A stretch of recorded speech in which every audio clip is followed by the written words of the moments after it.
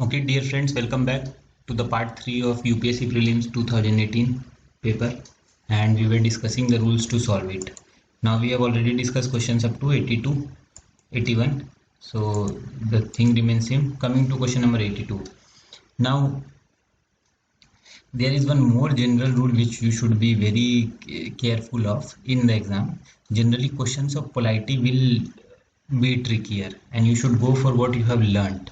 तो पोलाइटी के काफ़ी सारे क्वेश्चंस में ये सब रूल्स जनरल रूल्स फॉलो नहीं होते हैं, इसलिए पोलाइटी को थोड़ा अच्छे से पढ़ना चाहिए. They might be contra to what we have learned. कई बार उसमें एनी ऑल ये सब स्टेटमेंट्स ट्रू होता है जो कि सही है, और पोलाइटी के क्वेश्चंस में काफ़ी ध्यान से सोच के समझ के हमें अपने आंसर्स मार्क करने चाहिए. We should go always for the best suited answers as we had already discussed, and many a times the rules might go for a toss in polity questions. Let us try to discuss the questions here. Now in this question basically GST exemption was given.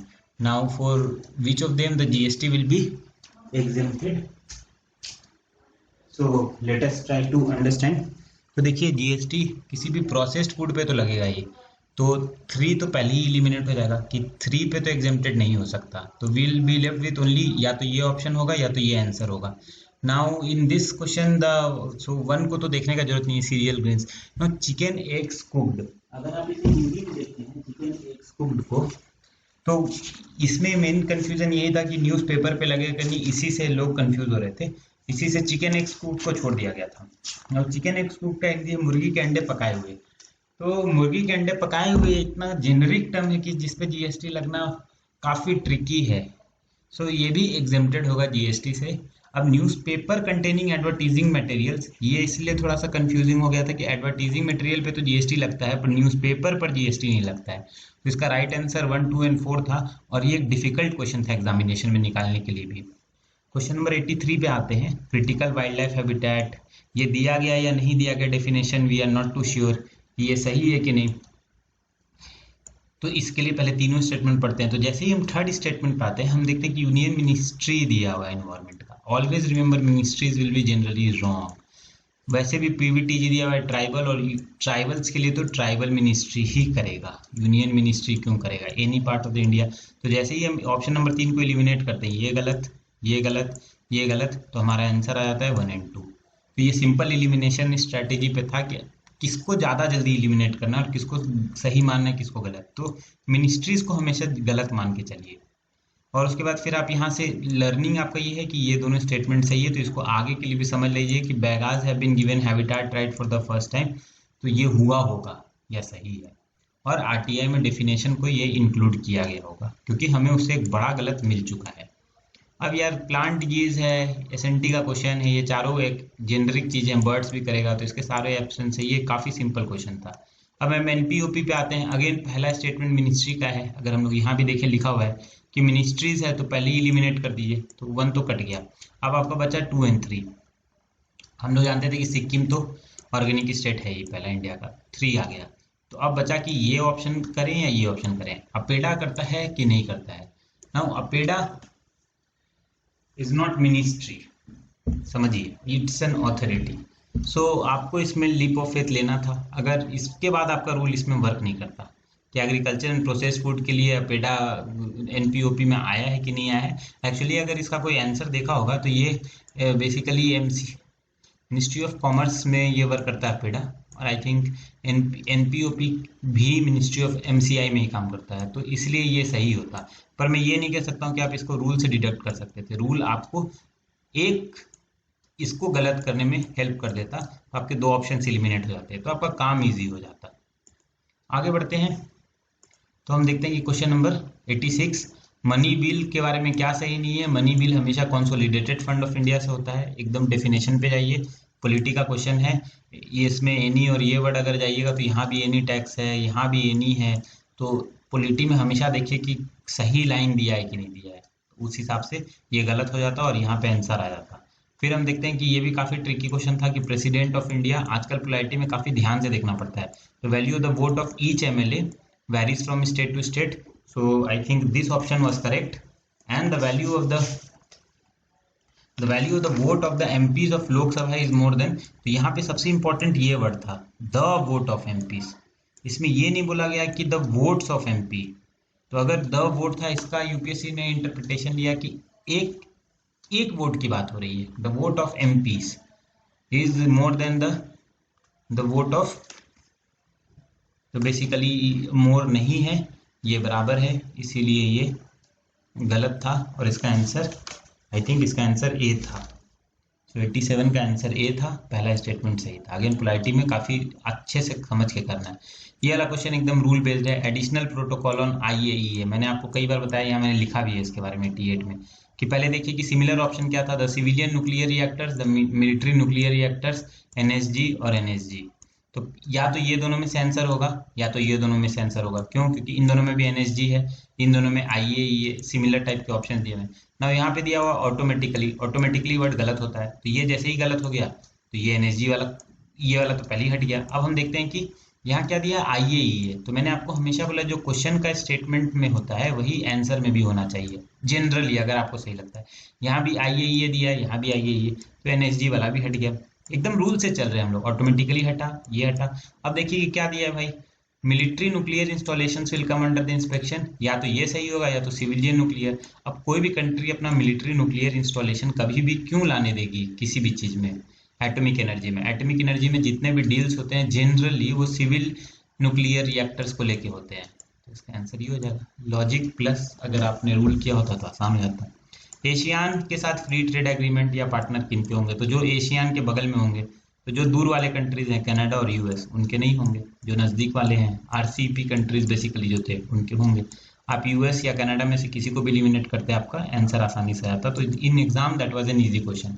No गाक्स का दिया हुआ था, global alliance on, आप कभी नहीं सुने होंगे गाक्स के बारे में, बहुत कम लोग सुने होंगे और कुछ नहीं पता होगा, फिर भी बहुत आसानी से बनाया जा सकता है। क्यों? क्योंकि इसमें ये बोल रहा है कि इंडिया इंस्ट्रूमेंटल था गाक्सा में।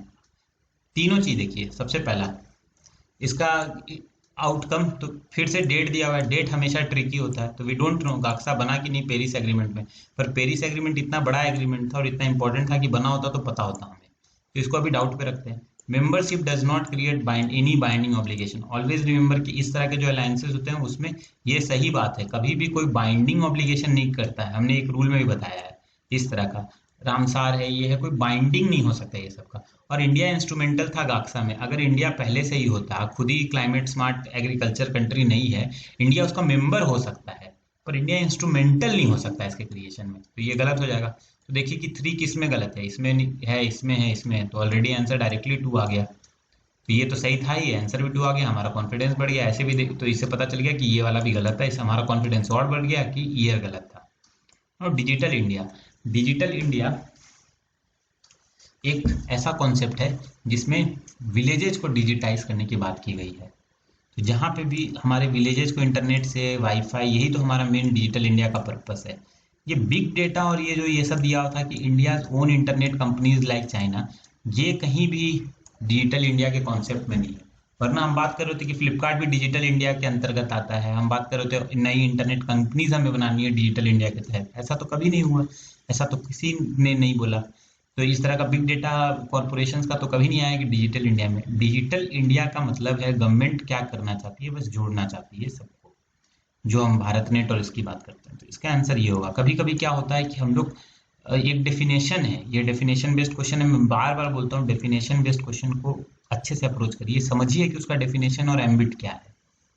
अब ये क्वेश्चन था, अब इसमें 4 ऑप्शन थे, अलिप्पो, सीरिया, ये जो दिया हुआ था। अब 4 में से कोई 2 इन्होंने चेंज कर दिया होगा, 2 सही रखा होगा। तो देखिए सारे ऑप्शन 2-2 के हैं, तो इससे ये भी पता चल गया कि हाँ हमारा रूल वर्क करता है। ना अलेप्पो सीरिया में है, ये न्यूज़ में कई बार होता था, वहाँ डिस्ट्रक्शन हुआ था, इसलिए ये मुझे पता था, तो मुझे पता चल गया ये दोनों में से होगा, बाकी मुझे नहीं पता। ना मुझे ये नहीं पता कि किरकुक यमन में है या मज़ारी शरीफ अफगानिस्तान में है, और मोसुल पैलेस्टाइन में उसका कोई रिलेवेंस भी नहीं है क्योंकि हमारे ऑप्शंस में ही नहीं बचा। तो मज़ार शरीफ एक उर्दू नेम है, अफगानिस्तान भी उर्दू वाली कंट्री है, इस्लामिक कंट्री है, सो इसके यहाँ होने के चांसेस बहुत हाई हैं। इस्लामिक नेम, इस्लामिक कंट्री, इसलिए अगर आपको टिक लगाना है तो आप 1 और 4 पे लगाइए। यहाँ तक आप एलिमिनेट करके लाइए और फिर थोड़ा सोचिए, दिमाग लगाइए, आप इसको इस तरह से कर सकते हैं। ये हमने लिखा भी है कि उर्दू है और अफगानी कंट्री, इसलिए 1 और 2 और 1 और 4 में क्या लगाना चाहिए। ये रेसिडुअरी पावर का सवाल था, ये आपको आना चाहिए। गवर्नमेंट ऑफ इंडिया एक्ट, इसका कोई विकल्प नहीं है, इसका आंसर था, इसका कोई रूल काम नहीं करेगा, गवर्नर जनरल। याद रखिए कुछ क्वेश्चंस ऐसे होंगे जिसमें कोई रूल नहीं, जिसमें नॉलेज है तो ठीक है, नहीं है तो गया, ऐसा है। अब देखिए इसमें भी स्पीकर को वैकेट करना पड़ेगा अगर वो ceases to be member of assembly हो जाता है, अपना ऑफिस ही है तो सही बात है भाई, फिर तो वैकेट करेंगे ही, नहीं तो वो हमेशा जिंदगी भर नहीं पड़े रह सकते हैं। ये एक सही लाइन है। Whenever the legislative assembly dissolve हो गया शॉल वैकेट हिज इमीडिएटली, वर्ड गलत है, वैकेट तो करना है पर इमीडिएटली नहीं करना है। तो ऐसा वर्ड जब भी आए, इमीडिएटली, अर्जेंटली, या हमने पहले बताया था ऑटोमेटिकली, तो ये वर्ड्स जनरली गलत होते हैं। इसका आंसर ये हो जाएगा, ए ओनली। अगला आते हैं लॉ एंड लिबर्टी पे बात आई थी, तो लॉ लिबर्टी दोनों साथ साथ चलता है, ये आप समझिए किसी भी सोसाइटी में अगर लॉज अच्छे हैं तो लिबर्टी है, अगर लॉज नहीं है तो लिबर्टी होने के चांसेस कम है।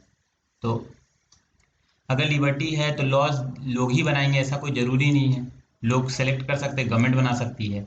तो उसके बाद ये है कि laws are change too often, तो लिबर्टीज इन डेंजर। तो अगर लॉज भलाई के लिए चेंज किए जा रहे हैं तो लिबर्टी डेंजर में नहीं होगी, चाहे कितने भी ऑफन हो। अगर ज़्यादा लॉज हैं तो कम लिबर्टी होगी, ऐसा भी कोई जेनरिक हम कोरिलेशन नहीं ढूंढ सकते हैं। लेकिन अगर लॉज नहीं है तो लिबर्टी नहीं होगी, सब अपना अपना कर रहे हैं। अगर कोई लॉ नहीं है, कोई किसी को नहीं रोक सकता है, तो सब अपना करना चाहेंगे तो किसी का नहीं हो पाएगा। एवरीवन विल से कि मेरा करो, but none of us will be able to do anything, simply because कोई किसी का बात नहीं मानेगा। तो since there are some basic laws, हम दूसरे की बात समझते हैं, मानते हैं, फंडामेंटल ड्यूटीज हैं, फंडामेंटल राइट्स हैं, then only we have liberty. तो इस चीज को आपको समझना है। ये तो आपका पूरा ट्रैप क्वेश्चन था, यूपीएससी ऑलवेज है trap question, specially in polity. जैसे ही आप नो क्रिमिनल प्रोसीडिंग्स देखते हैं तो आपको लगता है नो और एनी कोर्ट ये सब देखते हैं तो आपको लगता है पॉलिटिकल ये क्वेश्चन है इसका, और सीधे ये गलत हो जाएगा। फिर आप देखते हैं involvements and the announcement of governor of A state shall not be diminish during his term, आपको लगता है शैल नॉट दिया, ये भी गलत हो जाएगा। याद रखिए गवर्नर, पोलाइटी, खासकर पोलाइटी में गवर्नर जैसा जो टॉपिक है वो बहुत सारे एक्सेप्शंस को लेके चलता है। The post of governor, the post of president, these are exceptional post and these will have always different treatment। तो इसका आंसर एक्चुअली में सी है, ये दोनों सही है कि गवर्नर को नहीं क्रिमिनल प्रोसीडिंग्स किया जा सकता और स्टेट उसको डिमिनिश नहीं कर सकता इन्वॉल्वमेंट्स, यही तो गवर्नर का प्रोटेक्शन है राइट्स का। तो जब भी गवर्नर इस तरह का है, स्टेट फेडरल आए, तो आप बेसिक पे जाइए, ये सब एक्सेप्शंस होंगे, तो जो आपको गलत लगेगा जनरली उस केस में वो सही होने के चांसेस रहेंगे। बानी ठानी किशनगढ़ से रिलेटेड इसका कोई रूल के हिसाब से तो मुझे नहीं पता, ये डायरेक्टली आप कर सकते थे तो हो जाता। थर्ड में देखिए यार, ये न्यूज़ में भी था, ये बहुत सिंपल सा क्वेश्चन है, ये यूएस का एंटी मिसाइल अमेरिका का था। अगर आपको नहीं भी समझ में आ रहा है तो मैं थोड़ा सा इसमें हिंट दे देता हूँ। देखिए यहाँ भी एंटी मिसाइल था, यहाँ भी एंटी मिसाइल था, इंडिया का भी। दो ऑप्शन सिमिलर तरह के थे, इंडिया का होता तो आपको पता होता इंडिजीनियस, न्यूज़ में भी था ये, तो ये अमेरिका का था। बस आपको बता रहा हूँ कि ये दोनों तक तो पहुँच ही जाना चाहिए रूल लेके। ये देखिए कि कल्चरल हिस्ट्री की बात हो रही है, 4-5 स्टेटमेंट है, डिवोशनल, त्यागराज, इस तरह के स्टेटमेंट सही होते हैं कि इन्होंने राग बनाए। इस बार भी आया था तानसेन वाला, ये स्टेटमेंट देखिए जो हमारा कल्प्रिट स्टेटमेंट है। कंटेम्प्ररीज, मैंने कई बार बोला है कंटेम्प्ररी वर्ड हमेशा गलत होगा, जैसे ही आप कंटेम्प्ररी को हटाएंगे ये कट जाएगा, ये कट जाएगा, ये कट जाएगा, आंसर आपका 2 and 4 आ जाएगा। सो बेसिकली हमेशा याद रखिए कि इस तरह के statements contemporaries will always help you. अब ये देखिए ये वाला भी गलत पाया गया कि are devotional in praise of lord Krishna, ये भी एक फैक्ट दिया हुआ था, अब हम लोग इस तरह से देख सकते हैं, तो फैक्चुअली ये भी गलत था, तो आंसर 2 and 4 था, बी था। समझ रहे हैं, these are the tricks which will always help you in the exam, things will become easier when you apply them properly. Now rule of law, तो रूल ऑफ लॉ अगर होगा तो power को तो लिमिट करना ही पड़ेगा, नहीं तो पावरफुल बहुत ज़्यादा हो जाएगा। इक्वलिटी, ये दोनों तो सही था, तो जब ये दोनों सही था तो ये गलत हो जाएगा, क्योंकि 1 and 2 साथ में होना चाहिए। लॉ के बारे में बात हो रही है, बेसिक डेफिनेशन भी लग रहा है सही है, अब ये दोनों में हमें सेलेक्ट करना था। बेसिकली हमें डिसाइड करना था कि 3 को लें कि नहीं। ऐसा केस में याद रखिएगा कि इस तरह के पॉलिटी के क्वेश्चंस में चारों सही होना बहुत डिफिकल्ट है। All 4 correct will always be a very challenging, मतलब इतना अच्छा से बोला गया, कहीं ना कहीं ट्रिक हो सकता है। साइंस एंड टेक्नोलॉजी में 3-4 सही होना एकदम बिल्कुल सही है, 5 सही हो सकता है। इस तरह के क्वेश्चंस में आप देखेंगे कि कहीं ये घुमा दिया होगा। तो यहाँ पे देखिए लिबर्टी एंड सिविल राइट्स, ये भी सही लग रहा है। People's responsibility to the government, actually में रूल ऑफ लॉ का रिवर्स है, गवर्नमेंट की रिस्पॉन्सिबिलिटी पीपल की तरफ होती है, पीपल थोड़ी रिस्पॉन्सिबल होंगे, इसी को चेंज कर दिया गया था। तो इस तरह से ये हमारा 100 क्वेश्चंस का डिस्कशन खत्म होता है। Keep practising old papers and keep harnessing your skills that will give you an extra edge, and keep understanding कि क्या आपके लिए वर्क कर रहा है और क्या आपके लिए वर्क नहीं कर रहा है। Okay, thank you so much for watching and will reconnect again.